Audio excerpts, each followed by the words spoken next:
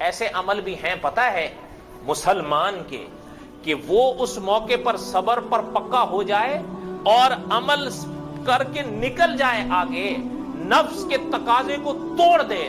کبھی آپ حدیث کی روشنی میں پڑھیں کہ ایسے خوش نصیب میدان قیامت میں قبر سے اٹھیں گے کہ علماء نے لکھا ہے کہ ان کا چہرہ دیکھ کر اللہ مسکرا دیں گے۔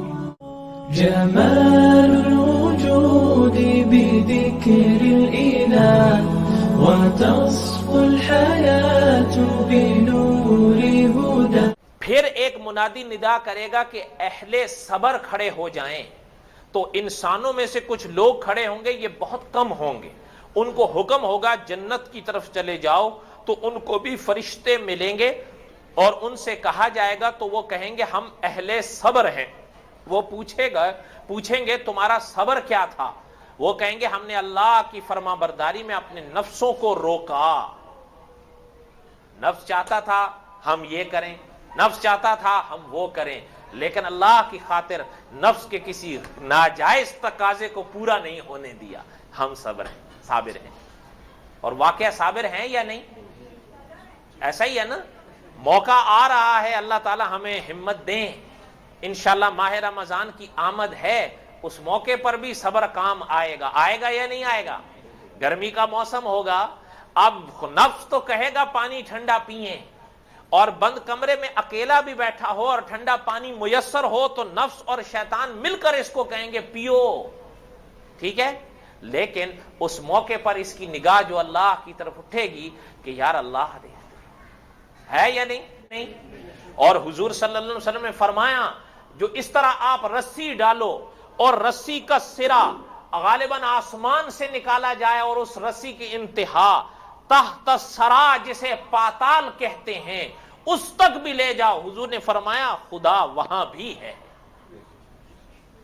رب العالمین تو ہر جگہ ہے، ٹھیک ہے؟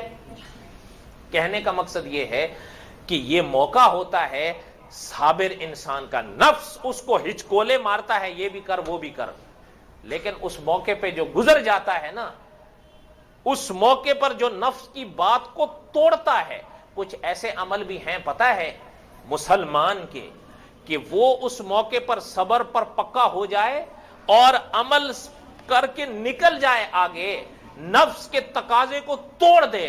کبھی آپ حدیث کی روشنی میں پڑھیں کہ ایسے خوش نصیب میدان قیامت میں قبر سے اٹھیں گے کہ علماء نے لکھا ہے کہ ان کا چہرہ دیکھ کر اللہ مسکرا دیں گے، اور جس کے چہرے کو اللہ دیکھ کر مسکرا دیں اس کا ٹھکانہ جنت ہی ہے، پھر کوئی شک نہیں، کوئی حساب نہیں ہوگا اس کا۔ کیوں؟ جس کو اللہ دیکھ کے مسکرا دے، ہے یا نہیں؟ تو بات ہی ختم ہے۔ اور ہاں اللہ کیسے مسکراتے ہیں؟ حدیث میں تو مسکراہٹ کا ذکر آتا ہے، اللہ کیسے مسکراتے ہیں؟ علماء فرماتے ہیں یہاں مسکراہٹ سے مراد یہ ہے کہ اللہ خوش ہوتے ہیں۔ کیا ہے؟ اللہ خوش ہوتے ہیں۔ اور اگر کوئی مسکراہٹ کا ہی ترجمہ کرے تو وہ کہتے ہیں جیسے مسکراہٹ اللہ کی شان کے شایان ہے وہ مسکراتے ہیں۔ فرمایا کہ ہم نے اپنے نفسوں کو ان کی خواہشات سے روکا اور ہم نے اللہ کی نافرمانیوں سے اس کو باز رکھا۔ وہ فرشتے کہیں گے تم بھی جنت میں داخل ہو جاؤ، نیک عمل کرنے والوں کے لیے بہترین اجر ہے۔